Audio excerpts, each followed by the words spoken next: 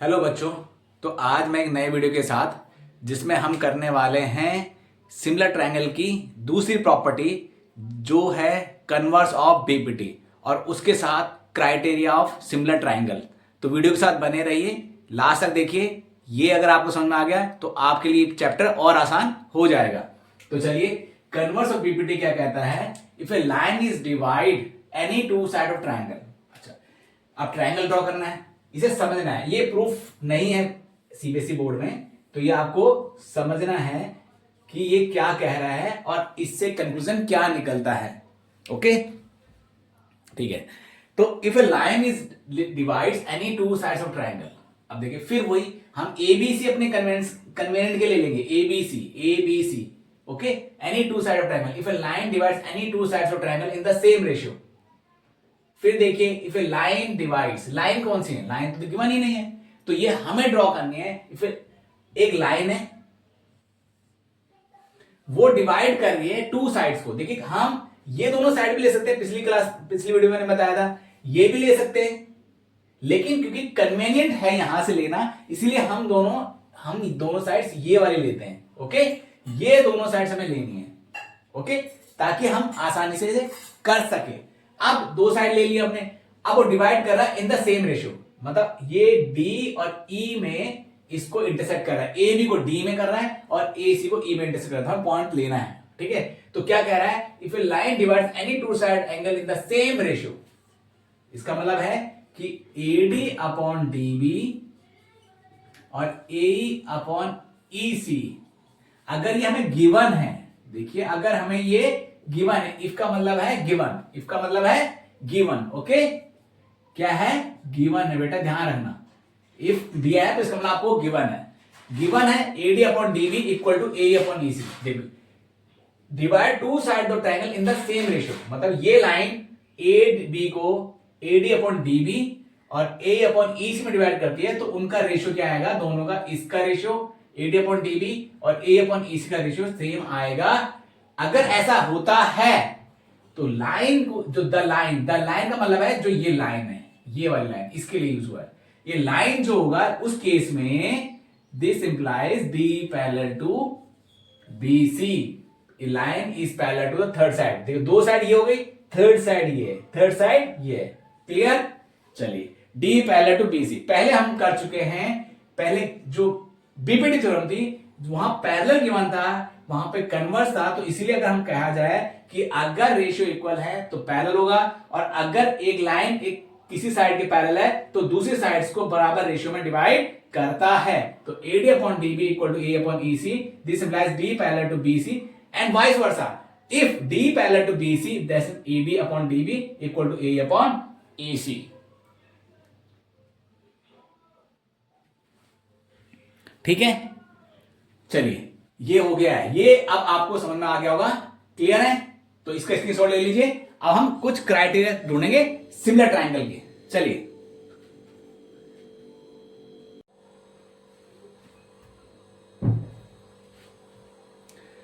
तो अब जो मैंने लिया है वो लिया है क्राइटेरिया फॉर सिमिलैरिटी। ओके, अब हम जो नेक्स्ट समझने वाले हैं वह है criteria for similarity without proof. ये आपके एनसीईआरटी बुक्स में गिवन है, प्रूफ गिवन है। मैं ऑलरेडी ऑफलाइन क्लास में कई बार करा चुका हूं, ये समझा चुके हैं, लेकिन ऑनलाइन में, और दूसरी बात है ये प्रूफ नहीं है तो इसे हमें प्रूफ करने की जरूरत भी नहीं है, बस इसको समझने की जरूरत है कि इसको हम कैसे अप्लाई करेंगे क्वेश्चंस के अंदर। और चलिए समझते हैं।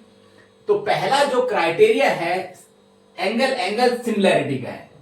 देखिए ये क्या कहता है कि दो ट्रायंगल कैसे सिमिलर हो सकते हैं। ये ऑलरेडी हम डिस्कस कर रहे हैं, लेकिन ये क्राइटेरिया एक एड ऑन हुआ है जो हम सिमिलर ट्रायंगल में, मैंने आपको पहले ही समझा चुका हूं ये चीजें, लेकिन फिर हम दोबारा से इसको डिस्कस करते हैं।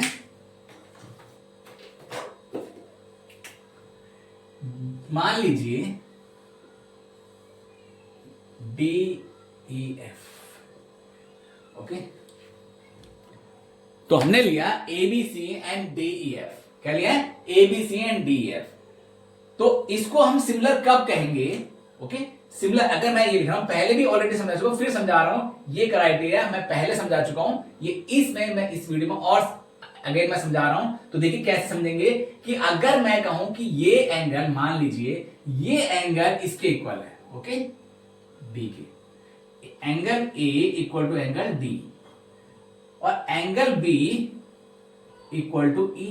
अच्छा, आप कहेंगे मान लेंगे, जब आप क्वेश्चन करेंगे वहां पे गिवन होगा, वहां पे ऐसा नहीं कि आपको हर चीज मान लेनी है, वहां पे गिवन होगा आपको। यहां पे हम मान रहे हैं कि अगर ये इसके बराबर हमें गिवन है और बी बराबर है ई के, और दो काफी है, लेकिन अगर सी ऑटोमेटिक बी इक्वल जाएगा एफ के। देखिए अगर ये 50 है, मैं ऑलरेडी वीडियो में समझा चुका हूं, फिर समझा रहा हूं, अगर ये 50 है तो ये भी 50 होगा, मान लीजिए ये अगर 70 है तो ये भी 70 होगा, तो आप समझिए कि थर्ड एंगल के बराबर तो इक्वल हो ही जाएगा। इसीलिए अगर दो एंगल भी सिर्फ इक्वल है तो तीसरा एंगल अपना आप ही इक्वल हो जाता है। ओके, तो A equal to D, B equal to E और सी इक्वल टू एफ है, तो हम कहेंगे कि जो ट्रायंगल है एबीसी जो है वो सिमिलर है ट्रायंगल डीईएफ के।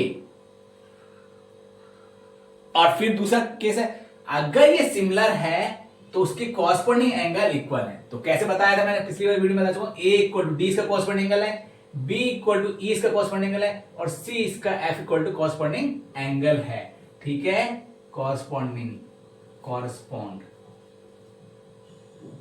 Correspond to D, A correspond to D, similarly B correspondent to E, C correspondent to F.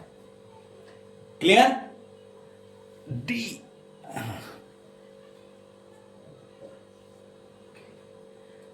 Okay, तो ये आपका पहला क्राइटेरिया क्लियर है कि अगर एक एंगल एक ट्रायंगल का एक एंगल दूसरे ट्रायंगल के बराबर है और दूसरा एंगल पहले ट्रायंगल का दूसरा एंगल दूसरे ट्रायंगल के दूसरे एंगल के बराबर है, कोई भी दूसरा, तो वो सिमिलर ट्रायंगल होगा, वो दोनों सिमिलर ट्रायंगल होते हैं। क्लियर? Got it? चलिए इसका स्क्रीनशॉट ले लीजिए, मुझे रब करना पड़ेगा। ओके, फिर हम दूसरा समझते हैं। ठीक है, अब आपको पहला क्लियर हो गया, अब सेकंड समझते हैं। पहला हो गया ए आपको समझा दिया है, अब एस ए एस समझते हैं, एस ए एस। अब हम वही दो ट्रायंगल लेंगे कोई से भी, ए बी सी,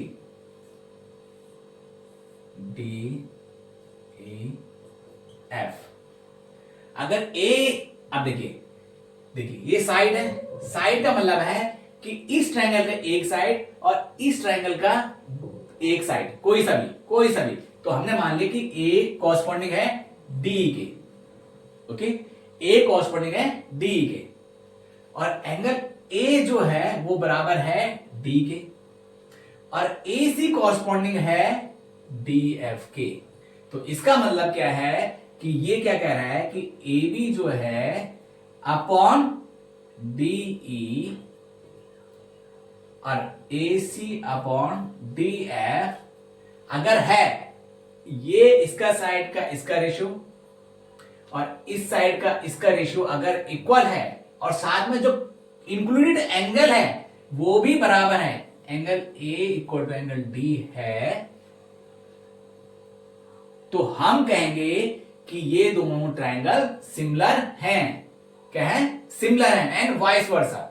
ठीक है, तो जैसे this implies angle A B, triangle A B C similar to triangle D E F and vice versa. उल्टा भी, अगर ये सिमिलर हैं तो उनके जो कॉरस्पॉन्डिंग साइड का रेशियो है और उसमें जो इंक्लूडेड एंगल है वो अगर इक्वल है तो वो सिमिलर होंगे। अगर वो सिमिलर हैं तो उनके कॉरस्पॉन्डिंग का रेशियो और उनके बीच में इंक्लूडेड एंगल भी इक्वल होता है। ठीक है, फिर क्लियर? समझ में आ गया? अब हम और अगर इस यहां होता, अब देखिए अगर ये इंक्लूडेड एंगल होता और ये यहां होता, ठीक है, ये यहां होता, ये एंगल ये होता, तो हमें उस समय साइड ये दोनों चाहिए, ये इसके इक्वल होना चाहिए, इसके कॉरस्पॉन्डिंग होना चाहिए इसका रेशियो और इसका रेशियो हमेशा इक्वल आना चाहिए। अगर एंगल में ये लेता तो इसका रेशियो और इसका रेशियो इक्वल होना चाहिए, दिस अपॉन दिस, इसका रेशियो और इसका रेशियो इक्वल होना चाहिए और b इक्वल टू ई होना चाहिए। क्लियर है? समझ में आ रहा है? फिर दोबारा देखिए, दोबारा से रिपीट कर रहा हूं, इसका रेशियो अगर मुझे मान लीजिए ये इसका रेशियो दिया है, ओके, ये दोनों मुझे लग रहा है कि ये दोनों रेशियो निकाला हमने और इसका रेशियो निकाला हमने और उसके बीच में एंगल इक्वल आ जाए और इसका रेशियो और इसका रेशियो इक्वल आ जाए और उसके बीच में जो एंगल है वो इक्वल आ जाए, तो हम उस पे ऐसे एस सिमिलरिटी अप्लाई करेंगे। तो हम कहेंगे कि थ्रू द ऐसे S these two triangles are similar. Okay, clear. थोड़ा सा कुछ बच्चों को ये दिक्कत आती है क्योंकि उनका बेसिक जो ट्रायंगल्स के अंदर बहुत कॉन्सेप्ट लूज है। तो अगर आपको ये समझना है तो आपको ये वीडियो ध्यान से, जिस समय आप देख रहे हैं, ध्यान से फोकस होके एक बार समझिए, फिर आप जो भी प्रॉब्लम्स आएंगे आप आसानी से इनको सॉल्व कर सकते हैं, नहीं तो आपसे चैप्टर नहीं होने वाला है। ओके, तो मैं दोबारा से रिपीट कर रहा हूं, दोबारा देखिए कि अगर कोई भी दो साइड्स, इसमें मैंने जो लिया है वो लिया है ये इसके कॉरस्पॉन्डिंग ले लिया, तो मैंने इनका रेशियो निकाला, ठीक है, वो इक्वल आ गए मान लीजिए, है ना, जब, और ये दोनों का एंगल, इन दोनों का रेशियो भी इक्वल आ गया और ये एंगल इसके बराबर है, तो हम कहेंगे सिमिलर है। क्या कहेंगे? सिमिलर है। और अगर हम ऐसा कहें कि ये एंगल लेते हैं तो उस समय साइड ये होनी चाहिए और ये होनी चाहिए और एंगल ये होना चाहिए। ओके, जब हम ये वाला एंगल ले रहे हैं तो साइड ये और ये होनी चाहिए और ये होनी चाहिए, इसका रेशियो, इन दोनों का रेशियो और इन दोनों का रेशियो और ये दोनों, ये एंगल इसके बराबर होना चाहिए। ये दोनों का रेशियो और इन दोनों का रेशियो बराबर होना चाहिए और ये एंगल इसके बराबर होना चाहिए। क्लियर? समझ में आ गया? चलिए नेक्स्ट अब समझते हैं एस एस। इसका आप क्या बोलते हैं, स्क्रीनशॉट ले लीजिए। चलिए,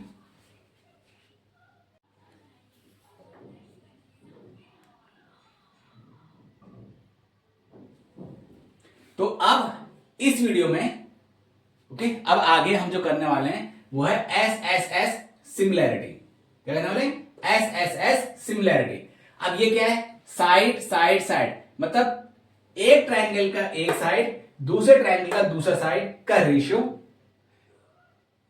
पहले ट्रायंगल का दूसरे साइड कोई से भी, और इसमें से कोई भी साइड का रेशियो, और तीसरी साइड इसकी जो बची, रिमेनिंग बची है वो, और इसमें जो थर्ड साइड है उसका रेशियो अगर बराबर आता है तो हम कहेंगे वो एस एस के थ्रू सिमिलर है। तो ये दोनों ट्रायंगल सिमिलर हो जाते हैं। जैसे मान लीजिए ए बी बराबर है डी के, ए बी इक्वल है A B upon D, sorry, ratio का ratio, A C upon D F का रेशियो और B C upon E F का रेशियो अगर इक्वल आता है तो हम कहेंगे कि ट्रायंगल ए बी सी जो है वो सिमिलर है ट्रायंगल डी ई एफ के। और अगर ऐसा है तो वाइस वर्सा भी है। अगर वो सिमिलर है तो ये सेटिस्फाई करेगा। ओके, ये अगर सिमिलर है तो ये सेटिस्फाई करेगा और ये है तो ये है। और अगर सिमिलर है तो तीनों ही अप्लाई हो सकते हैं, तीनों ही अप्लाई होंगे। क्लियर? ठीक है, किसी भी ट्रायंगल में आप अप्लाई कर रहे हैं, अगर वो सिमिलर है तो उनका रेशियो इक्वल होगा, और अगर वो सिमिलर है तो उनके तीनों एंगल इक्वल होंगे, और अगर सिमिलर है तो उसमें ऐसे एस भी अप्लाई कर सकते हैं। ओके, समझ में आ गया? तो A B upon D F, B C upon E F और A C upon D F का रेशियो अगर इक्वल है तो वो सिमिलर है। ओके, एक और चीज मैं आपको क्लियर करता हूं, एक और चीज ऐड करते हैं। अगर मान लीजिए आप ये कहें कि सर ये तो सिंपल है, अगर मान लीजिए मैं अब, ठीक है, इसको दूसरे तरह से करते हैं, ठीक है, अगर मान लीजिए ये वाला मैं हटा देता हूं और कहता हूं कि ये इसके इक्वल है और ये इसके इक्वल है, तो भी ये सिमिलर होगा, तो भी ये सिमिलर ट्रायंगल होगा। देखिए इसका रेशियो और इसका रेशियो बराबर आ रहा है ना। हमारा रूल है कि तीनों जो उसकी कॉरस्पॉन्डिंग एंगल साइड्स हैं, जो कॉरस्पॉन्डिंग साइड्स हैं, उनका रेशियो होना चाहिए, इक्वल होना चाहिए। ओके, अब हम ये भी कर सकते हैं कि ये, ठीक है, समझ में आ रहा है? तो ये इसके इक्वल हो गया, दिस अपॉन दिस, इक्वल नहीं, this upon this, okay, this upon this और दिस अपॉन दिस का जो वैल्यू है वो सेम आएगी, तो हम कहेंगे वो सिमिलर है। ओके, चलिए नेक्स्ट वीडियो में मिलते हैं। इसमें एक क्वेश्चन, ये अगर आपको कोई डाउट है तो आप मुझे बता सकते हैं, ऑफलाइन भी बता सकते हैं, ऑनलाइन भी आप मुझे कमेंट कर सकते हैं। तो नेक्स्ट वीडियो में मिलते हैं, चलिए।